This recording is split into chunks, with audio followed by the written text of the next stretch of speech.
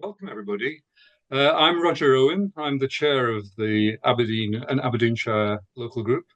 We've got something approaching about 3,000 individual members up here, so SWP is quite strong. We really looking forward to this. I'm really looking forward to hearing Petra. What an interesting topic it's going to be. I think before I introduce Petra, I just want to give you a couple of minutes on what this local group does. There's a little bit. I might as well, might I, if I've got you all here, tell you what this group does. And so, if you would just put up that slide, Jill. Thanks very much. And if you put it into slideshow, maybe make it a little bigger. But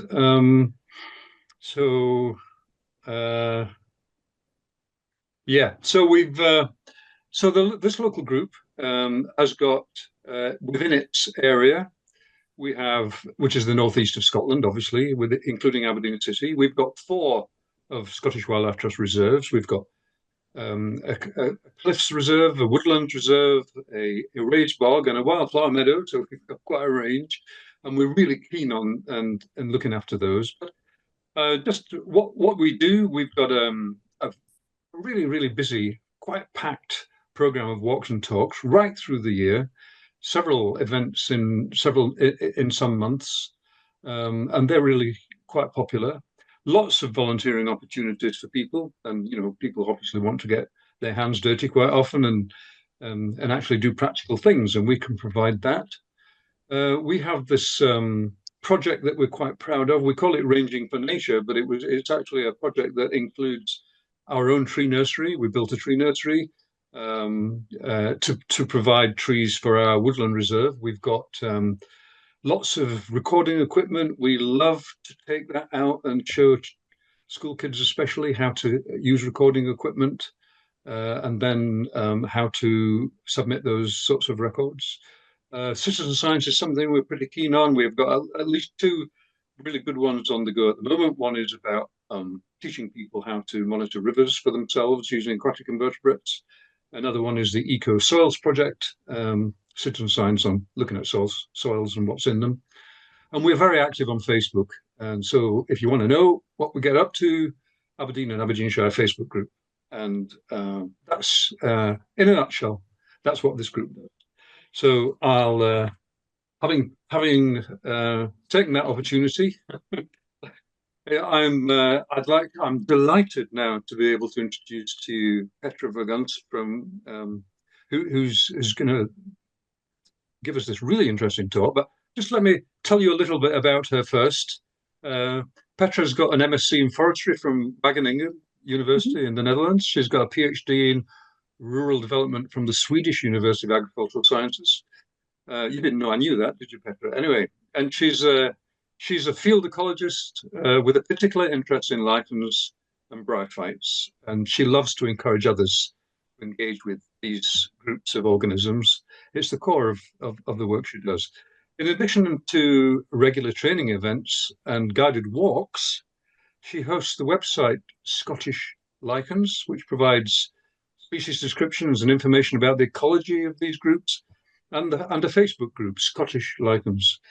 From this year, 2025, she's hoping to use these as platforms to offer training courses, both face-to-face and online, on lichens and bryophytes. Wow, we should sign up for those, right? Tonight's talk, though, is extremely interesting. Guide to the lichens and bryophytes to be found on monuments of historical and archaeological interest. Over to you, Petra. Thank you so much, Roger. I'm going to do some screen sharing, hopefully. Wait, that's the right one.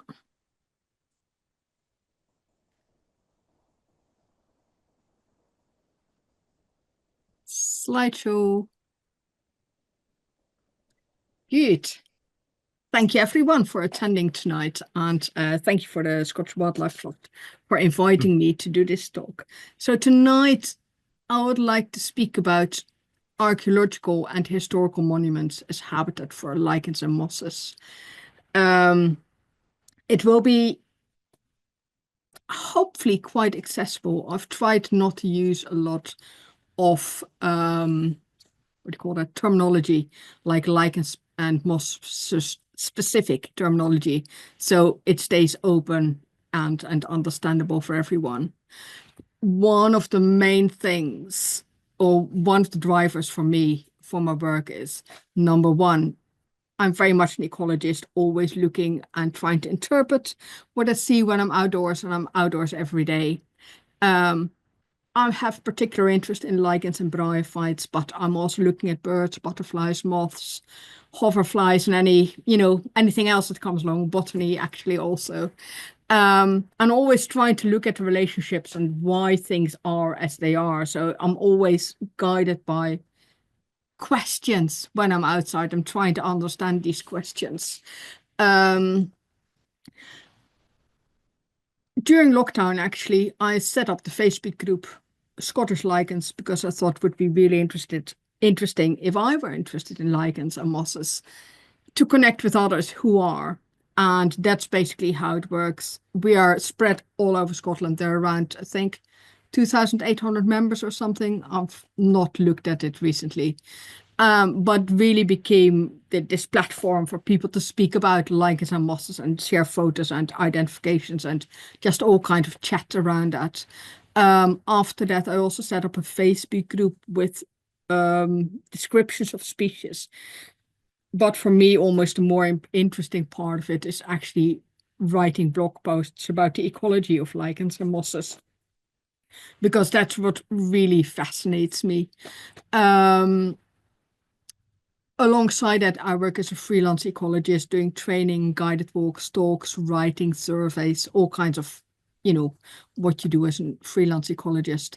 And I work as an associate tutor for the Field Studies Council as well, giving lichen courses mainly. And later in the year, I'm hoping to start using my website and Facebook group as a platform to provide lichen and bryophyte courses. Now, one of the things of living in Northeast Scotland, one of the really nice things is that wherever you go, you find archaeological and historical monuments. And that's a big word. Basically, you go for a walk, you walk along a dike. That dike has been constructed by people. It's a historical monument. If you go into the woods, you'll find stone circles, you'll find cairns, there's all kinds of stuff going on. If you travel across Scotland, you'll find other types of monuments. You always come across them, and I'm always very much drawn to them because what I see is rock. I see the monuments, but also the cultural part of it, or historical, archaeological part of it, but I also see rock. And I know that rock is extraordinarily interesting for lichens and mosses. And that's why I go after them, and I have been looking at them for a long time. And over the years, I've started to pose myself questions about what I was seeing. And today, I'll take you kind of on that walk through my thoughts over the years. And I'll look at questions related to time and questions related to space. And the main question, or the guiding question almost behind this, is what determines the lichen and bryophyte diversity of archaeological and historical monuments? Why is it that these are or are not more or less interesting for lichens and mosses? During the talk, I'll mainly talk about lichens, but there's a lot of issues around mosses that is quite similar. So let's start very close to home. Clunwood Stone Circle, Darras Forest. It's a very sizable forest, owned by Forestry and Land Scotland, much colourful plantation. But there are some interesting initiatives there with community woodland groups or former community woodland groups. And one of the things that I found really interesting, or one of my favourite places in the woodland, is actually a little bit of woodland called Clunwood. And it has this, you walk up the hill, and on the top of the hill, you come to this stone circle. And when you stand at this stone circle, so I'm standing with my back to the woods, you actually have this amazing view across Kincardineshire. Usually I walk a lot in wintertime. it's not always very good weather, but I always find it really fascinating. And as you can see, this stone circle is entirely covered in lichens. It's a recumbent stone circle, and that makes it interesting because it has a lot of standing stones, which have a lot of vertical side and a relatively small top. But then it also have a recumbent stone, which is lying across the one that we see in the photo and has a lot of top slanting more or less, but it has a lot of top and less side. And the first question that I started asking myself when I was here was, does the age of the stone circle influence in any way the lichens and mosses that grow on it? And the reason why I was asking this question is that very soon after I started looking into lichens and got really interested in them, I came across lichenometry. And maybe because when you study forestry, you've got quite a natural science background, I thought that's really interesting. So I can just measure the size of a crust, a lichen crust, and I can determine how old that stone is or when it became first exposed towards the elements, basically. Lichenometry has been used on the one hand in churchyards to date certain gravestones. So you look at the gravestones that have a date on it when it was first erected. Then you look at the size of the crusts there, and then any gravestones without a clear date on it, you can kind of date on basis of the size of the lichen crusts on it, because neighboring stones, the growth rate of the crusts on neighboring gravestones is expected to have been the same. I thought that was a really nice, neat idea that I really want to explore more. The same idea of lichenometry has been used a lot in the study of glaciers, where you can almost date the retreat of glaciers by looking at the age of lichens or the size of lichens. And I thought, does that apply to archaeology then as well? I'm sitting here with a very old stone circle. Does it make any sense? You know, does that work for me? So I started looking around at what I found on these stone circles in Clunwood. On the left, we've got a species which is called Fiscidia cercoides, which is an interesting species. It's quite brownish, and that's why it's quite recognizable. But it was one of the first times I found it this far down the side, this far lowland almost. And that got me thinking a little bit, but it was a pretty nice cross, so I was pretty pleased there. Then I started looking at what came next to it, or on a neighboring stone. There was a lot of the yellow Rhizocarpum geographicum, which is the map lichen. It's one of the few lichens that actually has an English name. But if you look carefully, that species is yellow, and you can see the crust all broken up, and there's a white species growing beside as well. I think there's actually a Rhizocarpum species as well. So what you see here is that the crust is much more fragmented, and this Rhizocarpum, this yellow Rhizocarpum species, is actually the species that is used mostly to do this lichenometry, so to actually date stones or the exposure of stone, the date of the exposure of stones on basis of the size of the crust, but here the crust is very fragmented. I went on to look. On the left-hand side, we've got a very common species, which is Parmelia sulcata. But you can see that's almost become rust-colored, and that's just natural decay of lobes. On the right-hand side, I think I put it down as a Lecidella species, but I actually think it might be a very decayed crust of Protoceria corallina. It has lots of black dots on it, and these are so-called lichenicolous fungi. So these are very tiny parasitic fungi that live on the lichen species. So if you think a lichen is small, these lichenicolous fungi are even smaller, but they live parasitically on that crust. So I start to think about lichenometry and this assumption that growth of crustose lichens is linear. What I found on this stone circle is that there's lots of competition between crustose lichens, and the lichens are fragmented. They do not grow, nicely in size. They become fragmented. I found lichens that were parasitized by lichenicolous fungi. I find natural decay of foliose lichens. All I could see was that the growth of these lichens was compromised. And sometimes the lichen died, so it came to the end of its natural lifespan.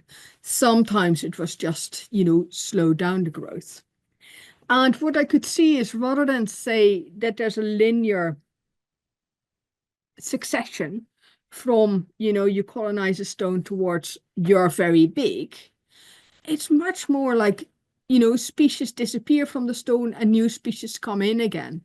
And that is something that I've also seen, for example, in churchyards a lot, that, even though the gravestones, you think, those crusts will always be there, some crusts actually fall off or the center falls off and new lichens settle in. So this succession is set back repeatedly and new colonizing species come in. Now, this is part of the idea of non-equilibrium thinking. And non-equilibrium thinking rejects the idea that succession is a linear path from colonizing to climax communities or ecosystems. It says, well, there is disturbance, and that disturbance, parasitism, natural decay, competition, it will be setting back the communities of lichens and mosses. So what I found on this stone circle in Clunwood was that the lichen communities or lichen species were continuously set back, basically, and new species were coming in.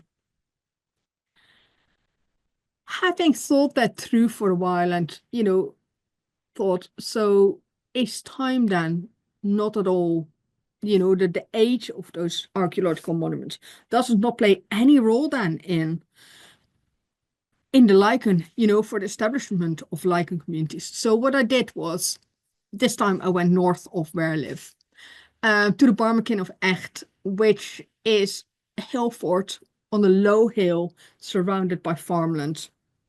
I think it's only a few hundred meters tall. It really is not a major hilltop here.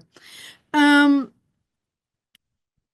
taken this photo viewing Mither Tap, which is the top of Benahee, where there's a hill fort as well.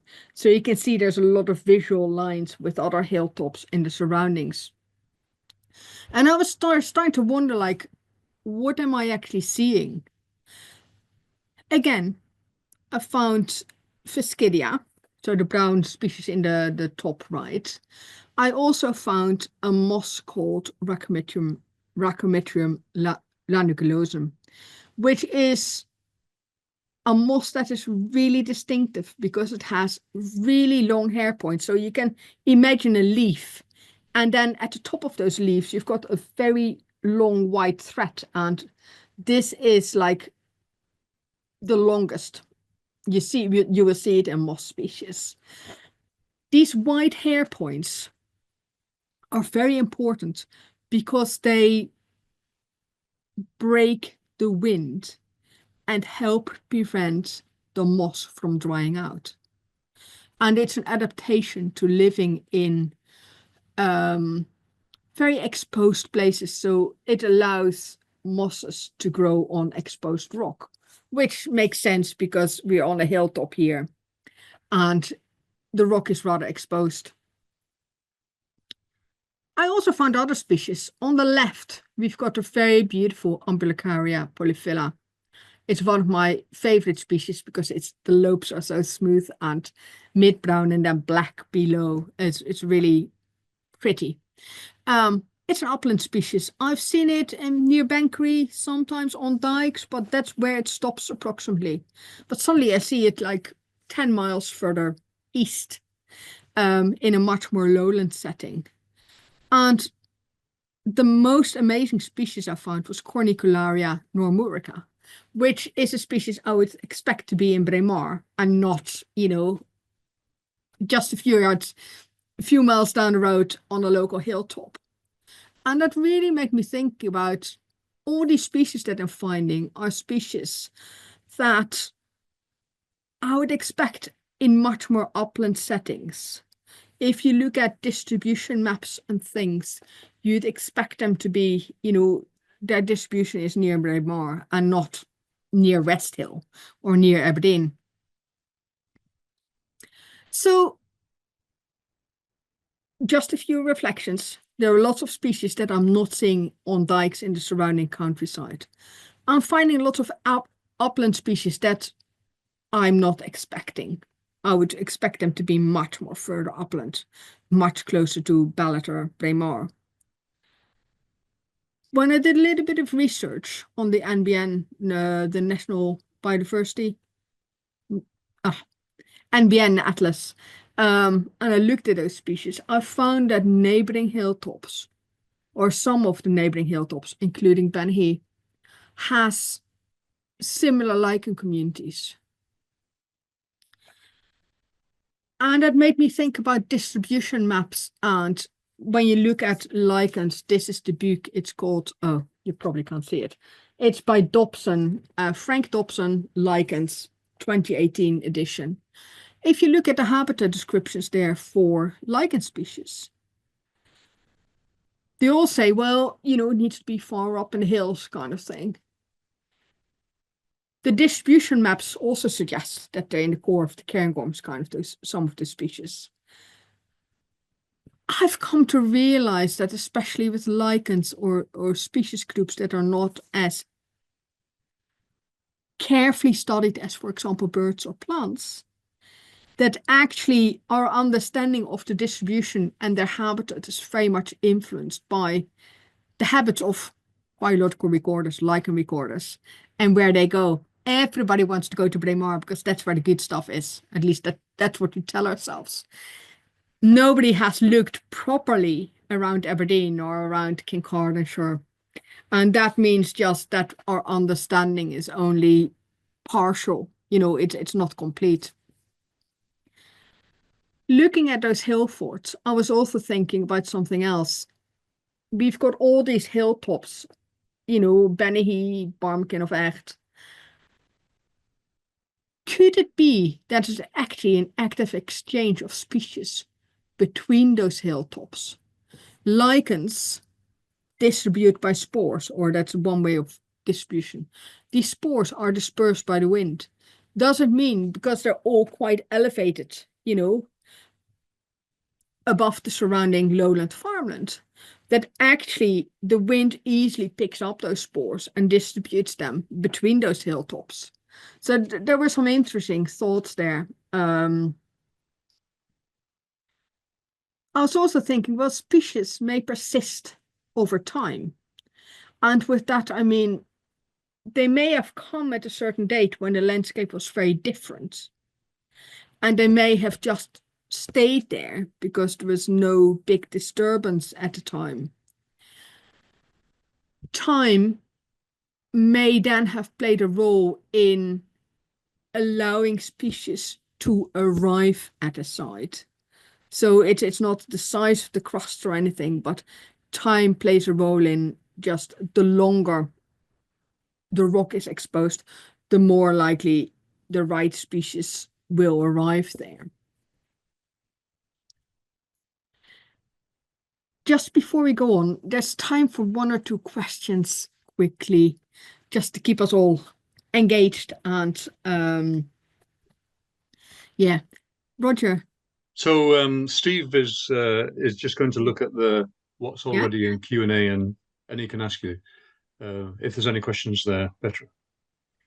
This is just a couple of questions at most. Yeah, well, there's one question so far, a relatively detailed one.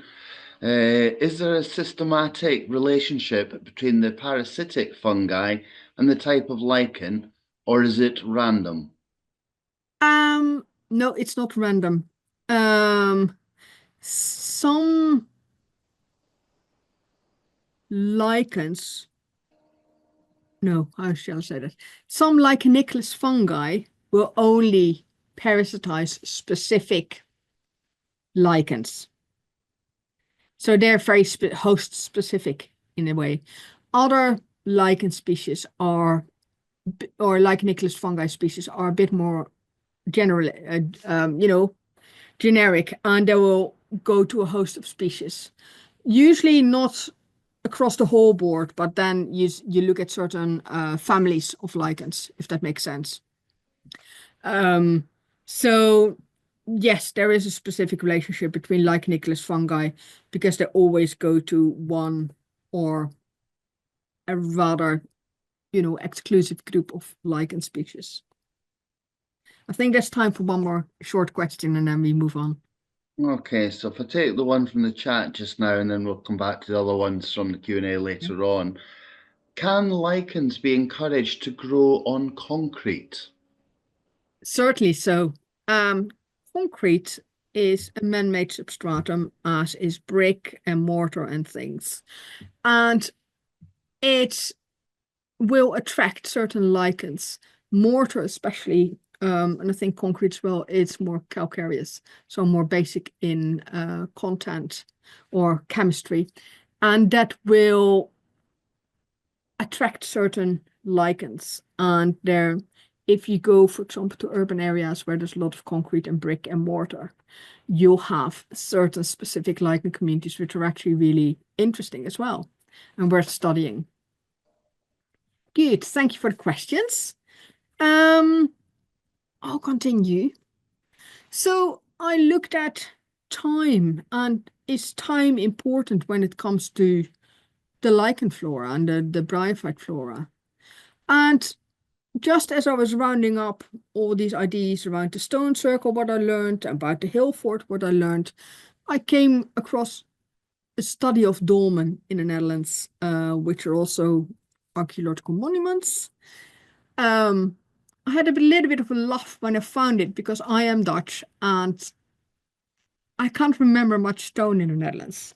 It's all trees and things. We don't have a lot of stone and dykes as we've got here. So these are these massive stone monuments. And 3 Dutch lichenologists, Abtroot, Van Herk, and Spadius, were studying or comparing the lichen flora as it is now with that of 100 years ago. And they found that in the course of approximately a century, in the 20th century, the lichen flora had changed. Number one, it was less species diverse. They found that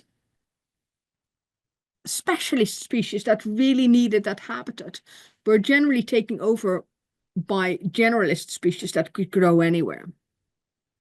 They found an increase in nitrogen-tolerant species, which is an indicator of air pollution. And they found many more epiphytes, so species that usually grow on trees. And here I need to say that there are different groups of lichens depending on habitat.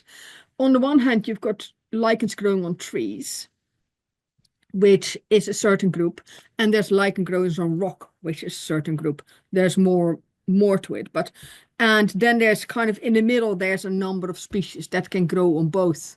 So what they saw was that this in the middle section, so species that grow both on trees and on rock were becoming more.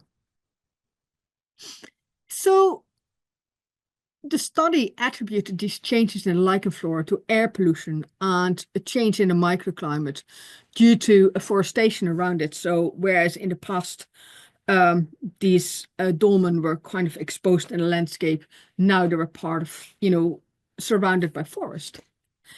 And that all led me to think about, so what is the role of time in the species diversity of lichens on rock? And I think time plays an important role. So the age of these monuments is important because it allows species to arrive that should arrive, and that will take time to happen. But actually, there are other factors, spatial factors. So on the one hand, it's air quality, but also what happens to especially to the microclimate, that can change the lichen flora quite rapidly within a matter of decades. So even if you had like this lichen flora that persisted from a long time ago over centuries, that might suddenly change when there's air pollution in the air, or exposed monuments suddenly become afforested, or the other way around. So that led me to think much more about spatial factors. And, I started looking around again. Spatial factors can be the wider environment. So we look at the macroclimate, the microclimate, air quality are three important factors in the, if you look at archaeological monuments within the wider landscape. There's also factors inherent to the monument itself. And on the one hand, it's geology and associated factors like the grain size, the particle size, pH, nutrient rich, how nutrient rich the stone is, how grainy it is, how hard it is, the texture kind of things. And there's also, and that's the thing I really want to talk about here, is archaeological monuments, or different types of archaeological monuments, each have their own structure with different sets of niches, or different balances between niches. And that is really important for lichens.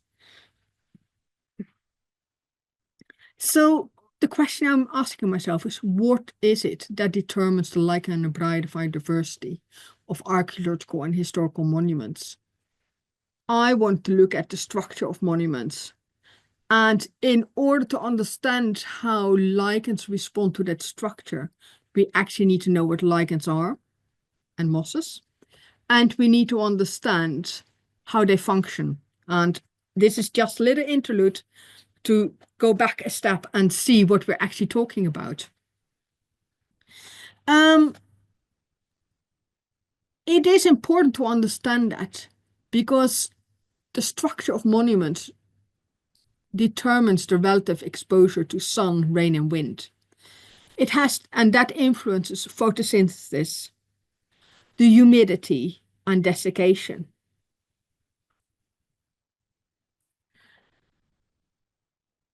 Even though I'm mainly talking about lichens in this talk, I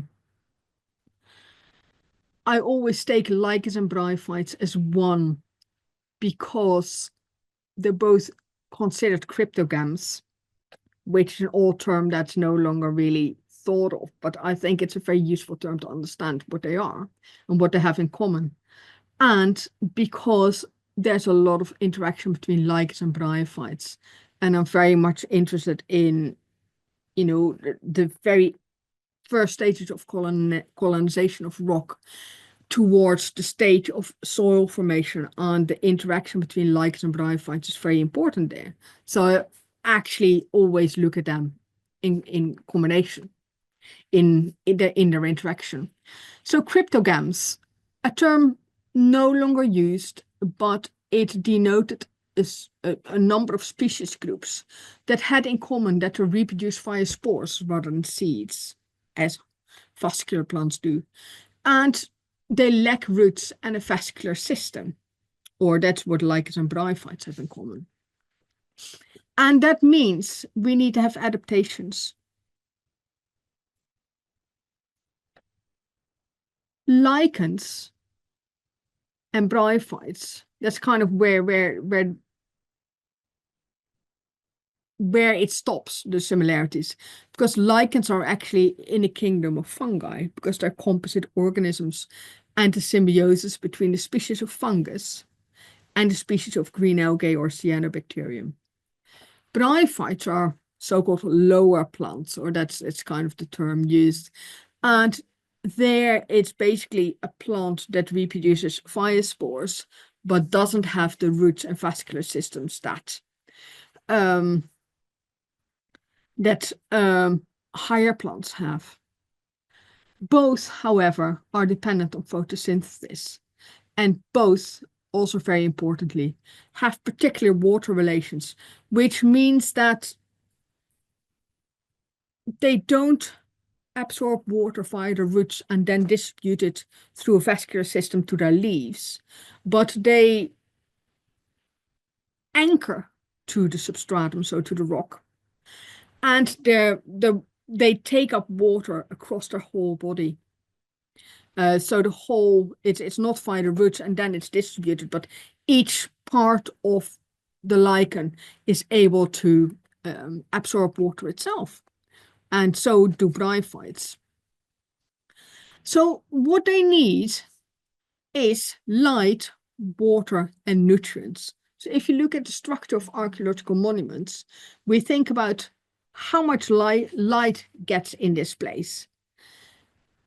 How much water, how humid is it, this area? Because we need water for photosynthesis as well. And nutrients, like where will the nutrients come from? What type of nutrients will they be? I want to take you to Perthshire, Lichen Uri, which is west of the Lochry. Forestry and Land Scotland own a lang forest that it's part of. It's a 4-poster stone circle, so it's not a recumbent stone circle as you have in northeast Scotland. It's a 4-poster with 4 more or less similar sized stones.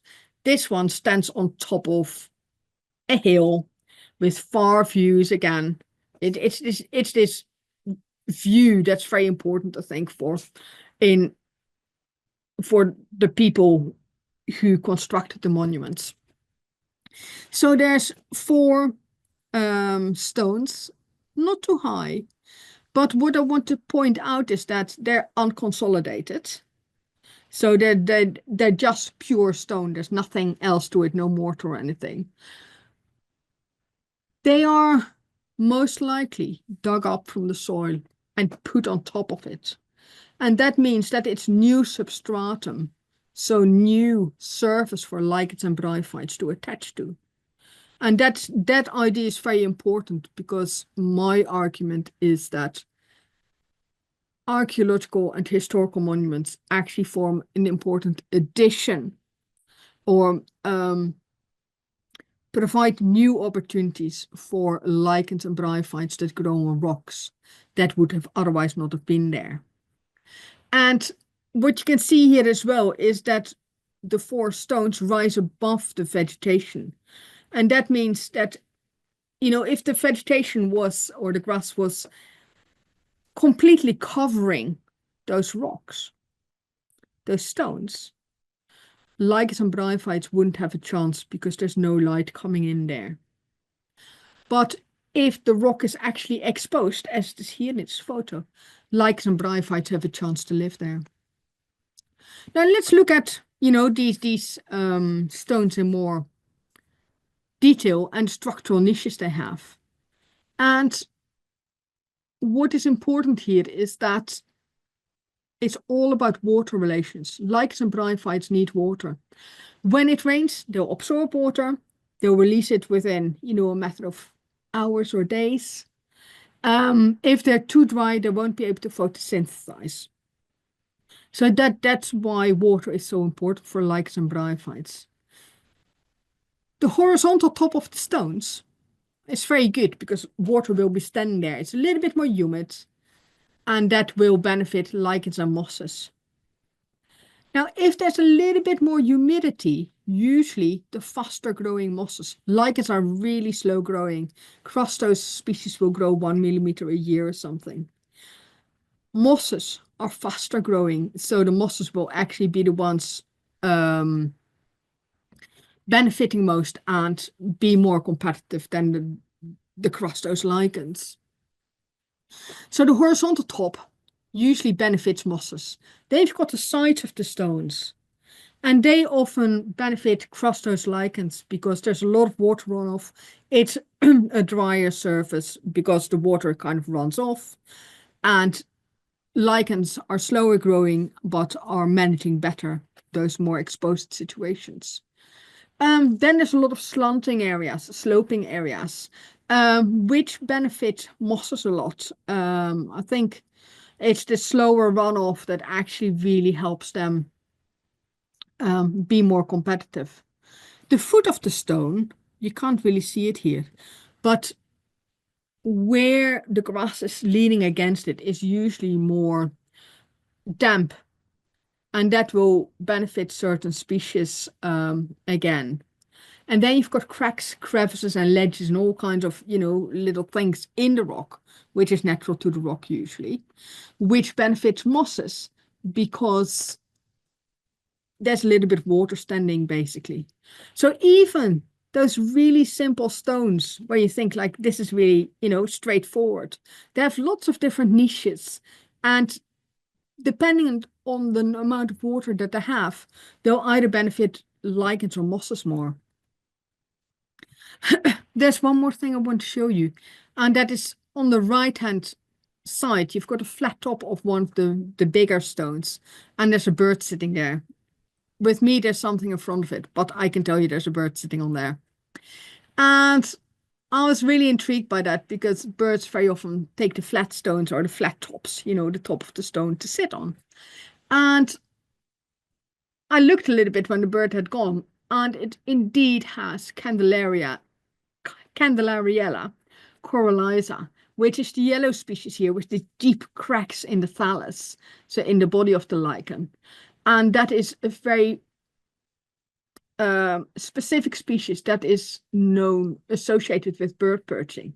So even if the bird is not there, you can say, well, this is where birds perch, because it's a kind of the nutrient enrichment that it responds to.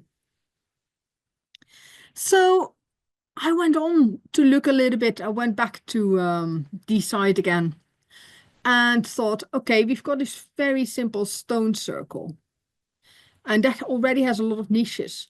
What if I look at the cairn? So I went into one of the woods, found a cairn, and you can see it on the right hand side photo.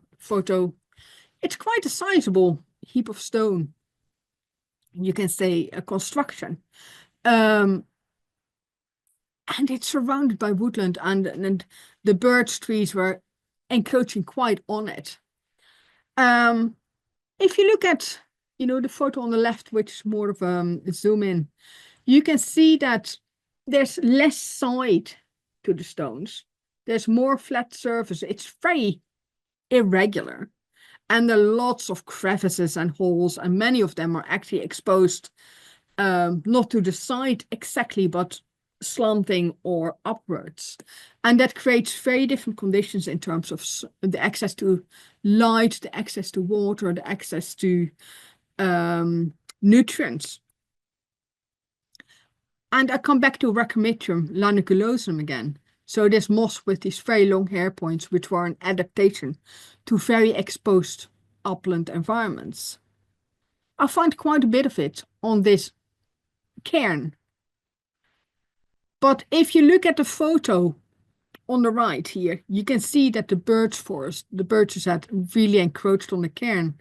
So what I can say for certain is that this moss has been really persisting through time, because it shouldn't be there. It's a far too sheltered environment for it to be there.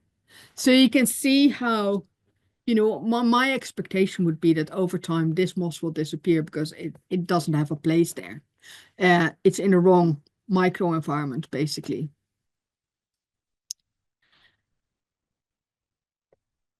A year and a half ago, Forestry and Land Scotland, Matt Ritchie, archaeologist there, asked me to do a survey of Castro Grugek, which is on the west coast near Glenelg, Skye, kind of overlooking Skye. And he asked me to have a look at the lichens and bryophytes growing on it and come up with some kind of understanding of what we were looking at. So in the report, I wrote a lot about, the structural niches and how that facilitated different lichen communities and moss communities. But what is interesting here is that you can see that this broch is in a woodland setting. And it's completely surrounded by wood, and there's all kind of scrub and things. Quite, it's really surrounded and quite, it doesn't have full sun. And I thought it was really interesting to look at this broch, because I found a lot of species that are really specific for rock habitats, growing on rock. And having that broch, that exposed rock in the woodland, meant that actually the whole biodiversity of that part of wood had increased significantly, because there were lots of species related to rock rather than only trees. If you can see the photo on the left, what really was interesting for me was that this was schist, the broch, and it cuts in a very different way than granite. And because of the different geology, it gave a very different structure and opportunities for mosses and lichens. What you can see here, if you look carefully, is that all the ferns and also the mosses, you just need to believe me, are kind of starting in between the slabs of schist, which is very, understandable, because there were little ledges, and these ledges were a little bit more, contained or held a little bit more humidity, and that just benefit the mosses and lichens, the mosses more. Whereas on the sides of all the rocks, and you can see it because they're all whitish and as if they're dirty.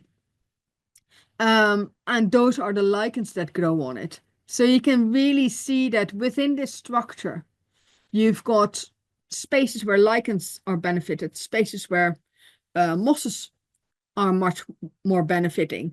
But in the end, they all kind of grow with each other and grow, interact with each other. And that's what I'm really interested in. And another thing was that Brochs have double walls, and within the wall there's a pathway. And those were very dry environments that were rain sheltered. Whereas the top of the ruins, so where you could look on top of the ruin, it was actually very damp. And I found Brutilia, which is a moss on there, which is usually in very damp environments. So that was growing on the wall, which suggested there's a lot of water retention there. And that could be, just a yard or several foot away from species that are specific for rain-sheltered environments.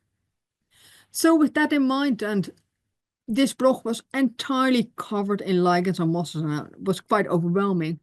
I went, on my day off, I went to the Glen Elk Brochs, because I wanted a comparison. And Matt Rich here told me, well, these are consolidated, they might not be so interesting. So rather than entire structure still, there were only remnants left of them. And I start with looking at the wall that is facing us. Now, what you need to know about Brochs is that they slant in slightly. You can just about make it up in this photo. So the inside of the broch is slightly rain sheltered and receives less direct rain and less runoff. So it's slightly drier. And I was looking around and thought, well, actually, there's not much growing on here. And it dawned to me that this was a big disturbance, the whole consolidation and renovation works of this broch. So lots of lichens and bryophytes might have just gone lost, or, will have to come back again. But there was a nice species, Bartramia pomiformis, which I don't see as much in the east of Scotland, though I've seen it near Bankery twice. But, you know, it just didn't have this overwhelming, like, this is full of lichens and mosses that I had with Castiogruageg. But then I walked along the back and you can see there's a wee path and there are lots of big oak trees that are almost reaching the walls of the Broch. Very humid, and it was already this drenching day. It was pretty wet, and I was waiting in the car praying, you know, I would have a dry slot to actually go out that day. So it was a very humid microclimate. And what happened? I look at the back of this wall where, you know, it's slanting, so there's a bit more slower runoff. It's much more humid in general. And I'm completely overwhelmed because I find Rhizosolia amplissima, which is one of the lobarian, like the typical rainforest species. There's Panaria species, more Panaria, Pactinia. I'm completely overwhelmed because here I stood with this amazing array of temperate rainforest species just there.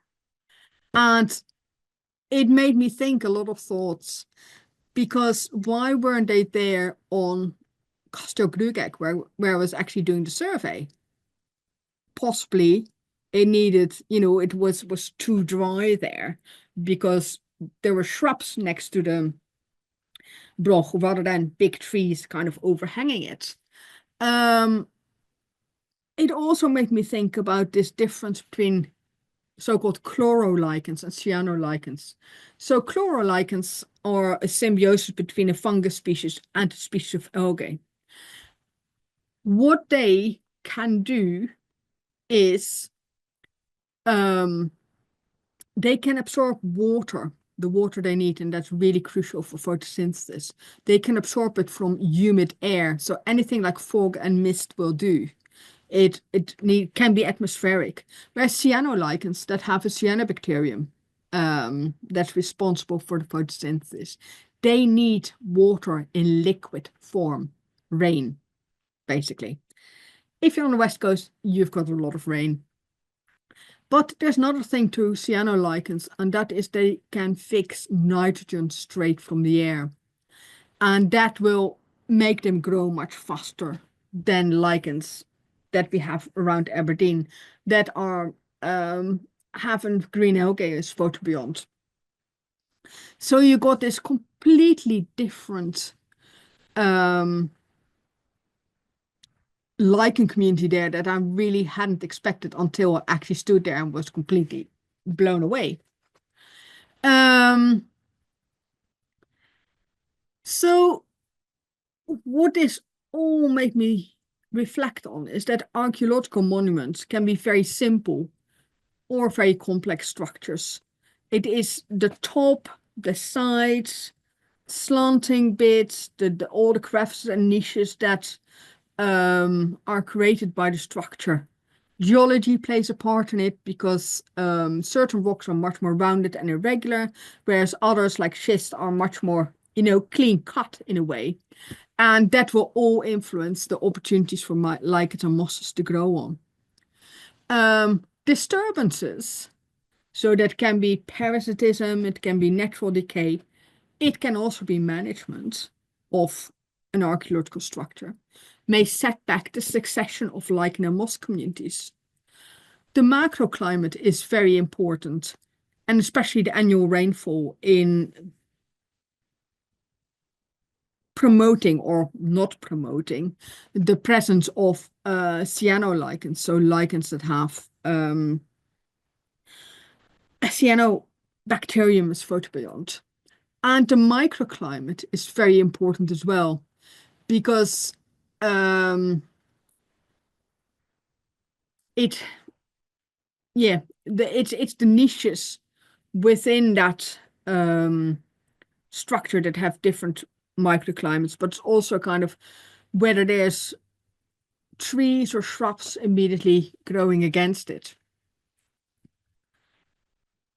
So all these thoughts about archaeology made me wonder a little bit. And when I walk, I really love walking along dikes and really having a good look around. And I was starting to think about consumption dikes. And consumption dikes are not the normal dikes you have. They are a bit bigger. And you can see on this photo, they're really, this is one in Kingswells, actually in Kingswells itself, which is Aberdeen city. I think it was 3-4 meters high. It was very broad. Other consumption dikes in the area are like 3-4 meters broad and have a path, steps going up them and a path across them. These are really massive stone structures, all rocks dug up from the fields, so becoming newly exposed and newly available to mosses and lichens, which is really, really interesting. But these have not always been there. They're actually a feature of the agricultural improvements, which started around 200 years ago. And suddenly, it's, I had this vision of this network of dikes, especially where we live. There are dikes everywhere. It's like a mosaic. It's like this. You can almost walk on them and, they're all connected. And it suddenly realized how much stone suddenly became available 200 years ago for lichens and mosses, which is just amazing. I want to show you a few things here. It's all on the dike, the consumption dike that I just had in the previous photo. If you look at the bottom, where the rain shelter is, there are specific species that really like rain sheltered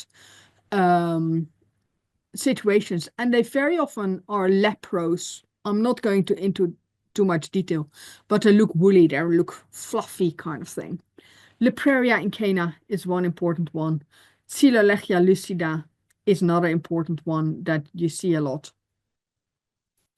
But what I was really struck with was that on that dike, in that neighborhood, just surrounded by new built houses, I found 3 species next to each other of the genus Acarospora. And the one that I usually see is the one on the right, which is Acarospora fuscata, which is a nutrient enrichment indicator, and I see it a lot on dikes, surrounding farmland. It's nitrogen pollution. That is exactly where I would find it. But on the photo on the left, you can see a red species, which is Acarospora. Now I need to look. You're standing in front of me. Is Sinopica? Yep. Which is a species that I've seen a few times near Dinnet, but not a lot. It's not a species that I find a lot, and certainly not this far down this side. Again, it's an iron indicator, it's an acid rock indicator, but I would have associated it with more upland settings. Surrounding the red species is Acarospora smaragdula, which is the brownish species. And that is, again, a metal indicator. So what you see here is that this consumption dike, or this part consumption dike, consists of rock that is collected. And that rock is very acidic and very metal and iron rich, because otherwise you wouldn't have these very strong indicators of metal. Metal and iron in it. So it's really interesting. And in the same little bit of dike, I find 2 more species. On the right-hand side, the yellow species is Propidia melanodes, which is apparently not as common in Scotland, but I find it a lot. Usually far more further up this side, but it's an interesting species. Again, indicator of that the rock is rich in metal. And then I find a species that is really an upland species, in my view, which is Pterocaudon vesuvianum. I find just all these upland species the whole time when I look at things. Look at archaeological monuments, and and historical monuments. And I'm really thinking about this idea of people have just never looked here. And we need to rethink, the habitat of these species. But what for me was interesting here was that the geology, so not only the structure of the structural niches that a monument provides, but also the geology, so the pH and the mineral content, is really important in determining what lichen and moss communities you have on it. But then there was another thought I had, and that is, if you have these networks of dykes, species that reproduce via spores that are born on the wind, they don't need, connectivity. They would just blow in like we saw in the hillfort. But if you got species that are reproducing clonally, vegetatively, like the Pertusaria in the photo, all these little threads break off and can be carried in the fur of an animal or something, or and can in that way be distributed. But are these dikes then not amazing dispersal corridors for a certain set of species? So there are all kinds of thoughts here that were quite interesting.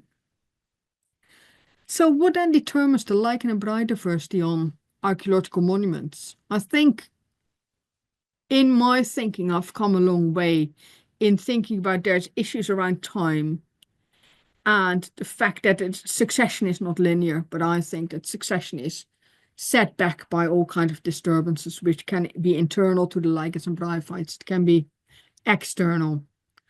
But time plays an important role for species to arrive. If you think about spatial relationships, I think the macroclimate is really important, so the amount of rainfall especially. The microclimate, whether trees are very close to it or not, will determine humidity, it will determine light, the amount of light that comes in. Air pollution can play a role, the structure of the monument and the niches it provides, and the geology is very important. So I'm not sure at all what time it is. Okay. So thank you very much for listening. I think there's still people left, so that's good. If you'd like to, know more about lichens, please join me or have a look at the website Scottish Lichens that I host. There will be lots of species descriptions there with photos. There's blogs, and I've got an overview of public events there. So if you're interested in more, you can have a look to see what's going on in Scotland. There's also a Facebook group of the same name where I help people with identification, but it's very much self-going in the end. I'm also on Blue Sky since a few days, so please find me there. It's more ecological oriented. In general, lots about moss and lichens, but also about other species groups. And if you're interested in discussing things or have questions, please contact me just on my email. And I'm always happy to discuss opportunities for training days, guided walks, talks, anything else, basically. So please get in touch if you want to. Thank you very much. Thank you very much, Petra. There's hundreds of applauding hands going up over the screen. So Thank you. which is great. Actually, there's also quite a lot of questions. So we'll let Steve go through them. I think there's one or two questions ended up in chat as well, but there's quite a few in the Q&A. But we'll let Steve go through them, and we'll see how far we get. But some of the questions are really interesting, so worth listening to. Over to you, Steve. Okay. First one, how does the type of rock affect lichens? That's a perfect question. The rock has a geological origin. So we've got granite, northeast Scotland, you've got sandstone, all types of schist, all types of different rock across Scotland. Each of them has different pH. Granite is very acidic, but if you look at limestone, that's very basic. The pH is very important because rocks of different pH attract different lichen and bryophyte communities. But there's more to it because lichens or rock also has a certain texture and a certain hardness. And I find, for example, that on quartz and some of the stone circles I've looked at have included rock that have quartz in them. But quartz usually is hardly colonized by lichens because I think it's too hard to actually attach to. So it's not only the acidity, the mineral content, so whether there's lots of metals in it, that's important, but also the hardness and yeah. Thank you. Hey, do lichens cause cracks in the rock over time, or do they protect the rock from the elements? Very good question. There is the idea of weathering. And there's actually debate on whether lichens are good for monuments or not. And the odds are out. I've got my views on it. Basically, lichens contribute to chemical and physical weathering. Physical weathering happens when the hyphae, so the fungal hyphae of the lichen, they penetrate between the grains of the rock, you can say, and then they expand and they loosen the grains of the rock. These little grains will become loose and they will then become part of the first soil that starts to form. You know, this kind of soil crusts that form on top of dykes, for example. That's what's happening there. There can also be chemical weathering where chemicals in the rock are dissolved by the lichen. I'm less good at that, but I think the physical weathering is very important. That said, that happens over centuries. It's not a fast process. So you can have a monument, and yes, lichens are important part of the rock cycle, you can say. They will break down the rock, you know, goes to the sea and new, you know, falls on the ground and new rock will be formed over absolutely vast timescales. In the here and now, I don't think that really a lot is happening. That, you know, lichens will loosen up the top layer of the rock a little bit, but it's such a small, slow pace that I don't think it actually really matters, if that makes sense. It depends on the time scale we look at. Slightly different one here. Are all lichen and bryophyte species equally set back when disturbed, or will disturbances bias the distribution towards particular species?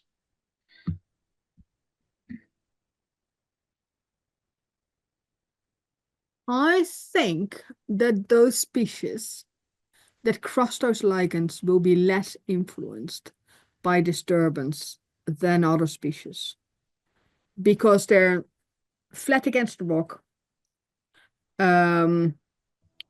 They're almost one with the rock. You can't take them off, so to say. So what I see, for example, on the consumption dykes in Kingswells, one of them has a very long flat top. The species that grow on top of them, where the soil is formed and there's a layer of mosses with lots of cladonia species growing in. But those whole soil crusts almost, they are just flaking off, they're just falling off when something happens, whether it's stone or people start poking with it, it very easily comes off. That won't happen with crustose lichens. So, you know, if you talk about growth forms, I think mosses and folios, so and bushy lichens are much more sensitive to disturbance than crossroads lichens.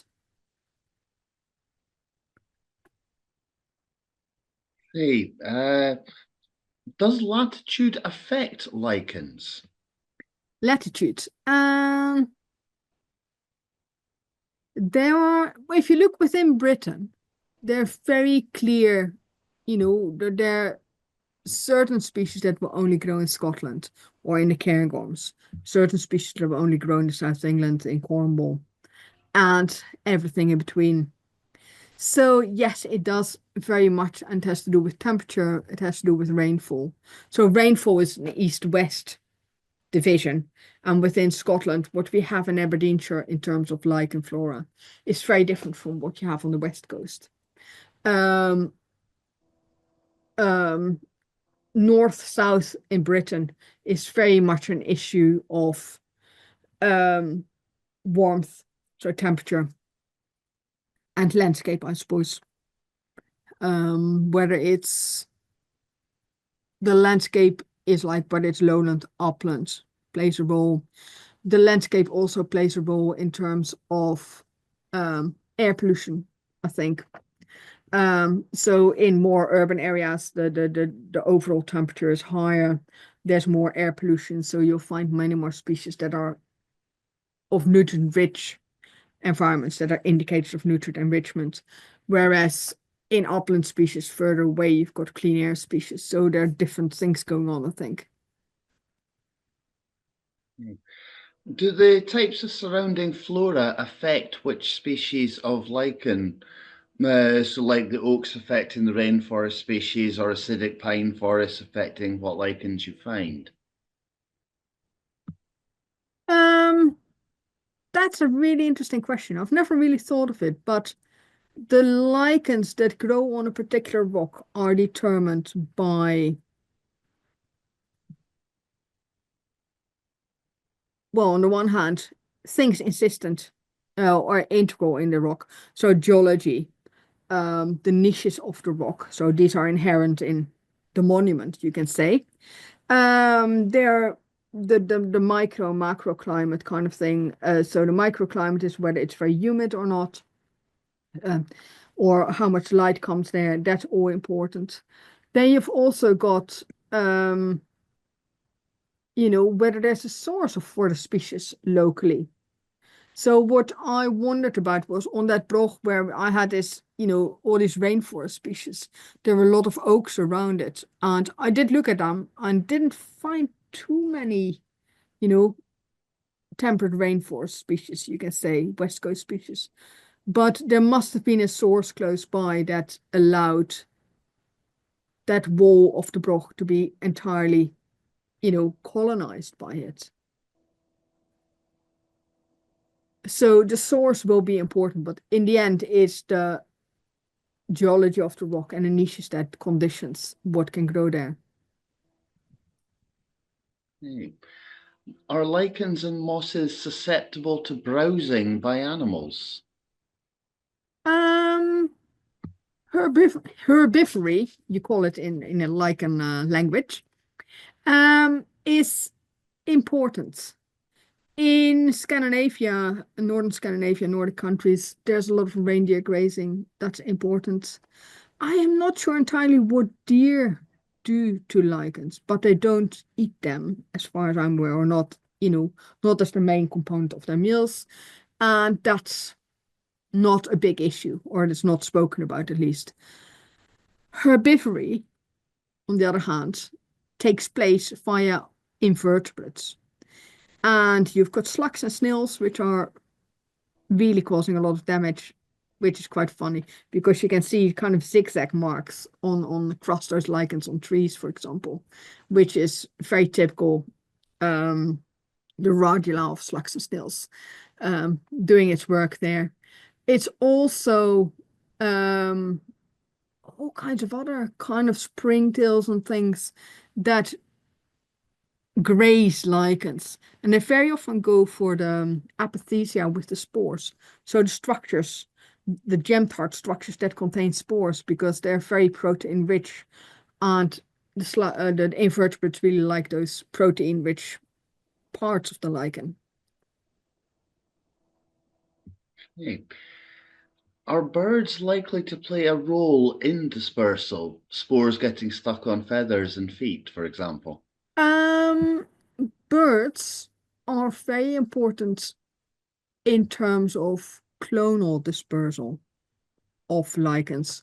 So lichens and mosses, or especially lichens, I'll look at lichens here. They have special structures that break off or blow away, and they can be picked up in the feather of birds or in, I think, on the continent, wild boar do a lot and roe deer do a lot as well.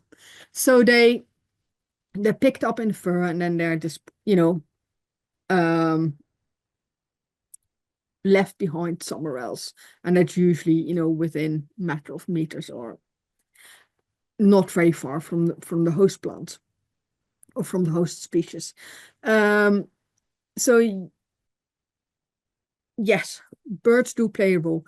One of the most interesting things is if you've ever looked at a tree that is covered in one species of lichen across its trunk, for example, an oak tree.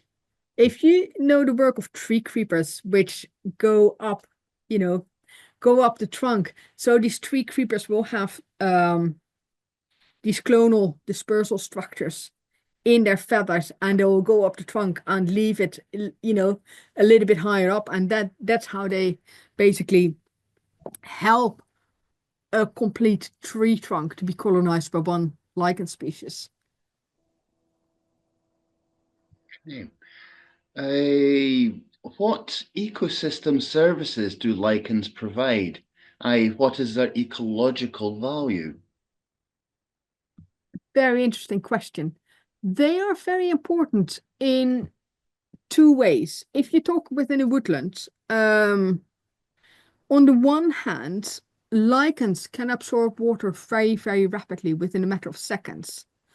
So when there's very heavy rain, and if the trees in the woodland are very heavily clad in lichens, that will be a very quick way of absorbing a lot of water, so the runoff from the ecosystem is less, and it's basically, you can think of flood prevention or a contribution to flood prevention in a way. They play their role in that. Lichens also are very important in that they capture a lot of nutrients. The way lichens absorb nutrients is from, if you're on a tree trunk and the water runs down the tree trunk, and that water, as it runs down the tree trunk, will pick up some nutrients from the tree trunk, which will be absorbed in the water, and then all that water with nutrients is absorbed by the lichen. So when the lichen dies or falls to the ground when it's windy, or falls to the ground, kind of lashed off by heavy rain, those lichens will be decomposing very slowly, and the nutrients become available to the forest ecosystem again. So rather than running off the tree trunk and exiting the forest ecosystem via rivers, streams and rivers, they actually stay in the ecosystem longer and become available again to plants and trees. Are lichens useful indicators of climate change?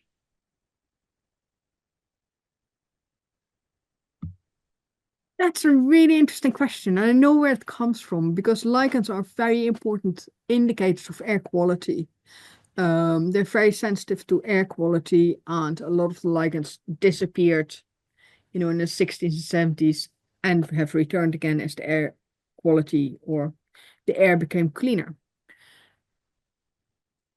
When you look at things like moths and butterflies, you always think about, they can be indicators of climate change because they move further and further north. Lichens and mosses don't have not really been used yet in that way. And I think that's because they distribute not as fast. So I'm not sure. I don't have a clear answer, I think, to it. I am not yet aware of it. It could well be that, you know, the thinking is starting, and that I've not come across it. If stones are brought into an area, would this influence what lichen would grow on them? Are they more or less likely to be native to where the stone came from or where it is located now? That's a perfect question. If you look at churchyards, and churchyards are interesting because they can have, you know, the local rock. If you look around Cuta where I live, you've got granite gravestones, you've got sandstone gravestones, and sandstone is already, you know, non-native because it comes from Stonehaven. You've got marble, which is not native as well. So each of these stones will be the geology of these stones, so the pH and the mineral content will determine which species will grow on there. So these species, if new types of stone are introduced to an area, the species associated with them will eventually, you know, come as well, or not come. But it's the stone that determines what species will grow on it and not what's in the surroundings. Okay. Before we go on to the next question as such, a bit of feedback from one of the earlier ones. Your observation that the lichens, etc., suffer setbacks is interesting. As a retired archaeologist, I used to visit a lot of standing stones to record their condition. My predecessor visited about 10 years previously and recorded the lichens, algae, etc. on the stones, but I noticed that they were rarely the same ones at the time of my visit, so the turnover time appeared to be quite short. So, I think that's exactly the same as the Dutch study found, was literally a matter of 10, 20 years, which is, you know, if you talk about archaeological monument, 10, 20 years is such a small part of its lifetime, basically. Can I just mention that we've just got a few minutes left, really, so you'll have to be judicious, Steve, in which questions you ask. Yeah, I've been doing that as went along.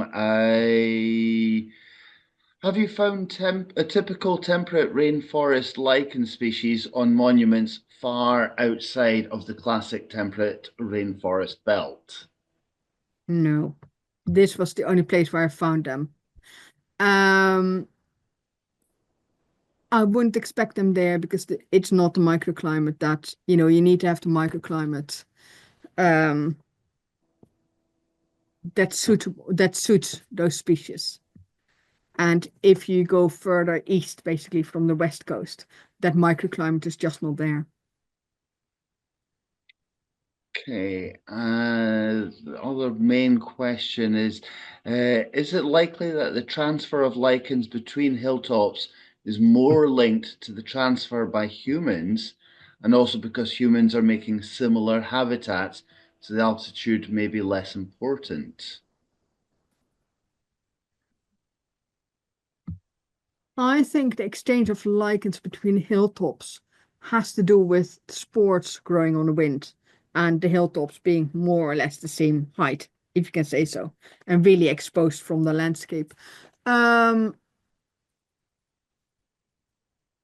What was the second part of the question? Would you mind reminding me, please? Certainly, I'll just call that one up again.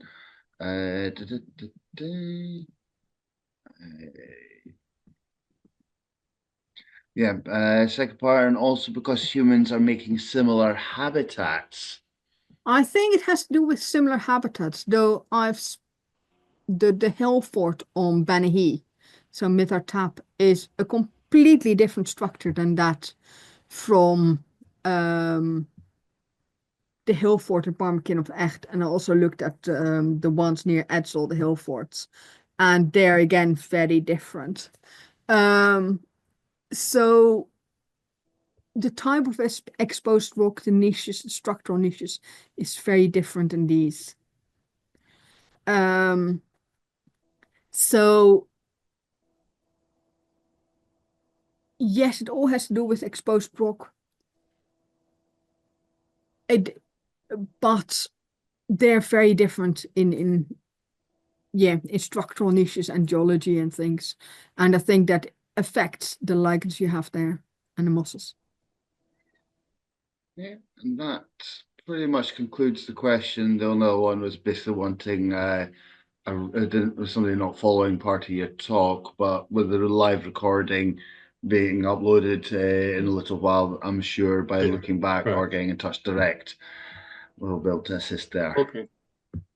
Steve, thanks very much for hosting that. That's it's people don't realise how difficult it is to troll through all those questions and get the right ones, but you did a great job. Petra, I'm what an amazing talk. It was really, really interesting. I'd just like to say that as a local group, we're delighted to have hosted this as a Scottish Wildlife Trust general seminar. Do you know the audience ranged from Shetland to Germany? So really good. I think obviously we all found it pretty interesting. Personally, I did because of that link to local archaeology, with which I'm fascinated anyway. So that's good. One or two, just one or two observations. It's not questions, but a couple of observations from me is that whole business of lichenometry, of course, and its association with the age of the ice sheets when they departed. For example, the cairngorms, I always found a little strange because I know that in the 70s and 80s there was a huge amount of acidification, and it was quite likely to have changed things then anyway. And now, of course, a lot of that's abated, so things are likely to have been moving on, in my opinion. And of course, also with cyanolichens and nitrogen, I would imagine that there's changes there in relation to the growth of urban traffic and so on. But and just one other thing is that near me, you may know it, but there's a standing stone called the O'Holly stone, which is an old, and I've observed that 50 years ago, you could discern Ogham writing and you could discern Pictish symbols on it. And now, because of the growth of lichen, you can't. So obviously that's good. That's something that's that development of lichen must come and go over that period of time, I would imagine.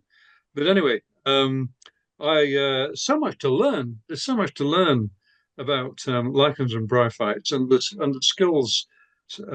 I reckon that there's a lot that could be contributed by skilled volunteers and citizen scientists. Yet, as you've really pointed out very well, I think that